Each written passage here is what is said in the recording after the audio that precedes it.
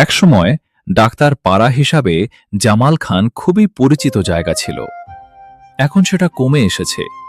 এখন ওষুধের চেয়ে চশমার দোকান বেশি। আজকের ভিডিওতে জানব এই জামাল খান নামকরণ ইতিহাস। সাথে আছি আমি এস এম ফারুক। জামাল খান নামকরণ কিভাবে হলো, কয়েকটি তথ্য পাওয়া যায়।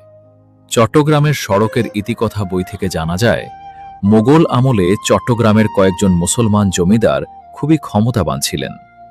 তাদের মধ্যে অন্যতম হলেন চৌধুরী তোরাব খান।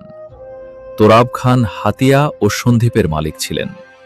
তার সাহসিকতার জন্য মুর্শিদাবাদ দরবারে আলাদা সম্মাননা ছিল। মিরসরাইতে তার নামে জমিদারি ছিল। জামাল খান ছিলেন আবু তোরাবের নাতি।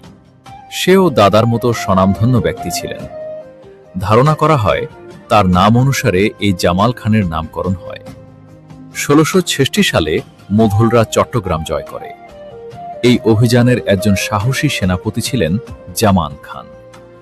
এই সেনাপতি জামাল খানের নামে এখানে বাজার ঘরে উঠে। ব্রিটিশ আমলের জরিপেও এই মৌজার নাম জামাল খান বাজার পাওয়া যায়। অন্যদিকে ১৮৫৭ সালের ঐতিহাসিক সিপাহী বিদ্রোহের সময় চট্টগ্রামে ৩৪তম বেঙ্গল পদাতিক রেজিমেন্টের যে বাঙালি সিপাহীরা বিদ্রোহের নেতৃত্ব দিয়েছিলেন, তাদের অন্যতম ছিলেন সিপাহী জামাল খান। তার বীরত্ব ও অবদানের প্রতি সম্মান জানিয়েই চট্টগ্রামের এই গুরুত্বপূর্ণ এলাকা ও প্রধান সড়কটির নামকরণ করা হয় বলে জানা যায়। বর্তমানে জামাল খান অভিজাত ও গুরুত্বপূর্ণ একটি জায়গা।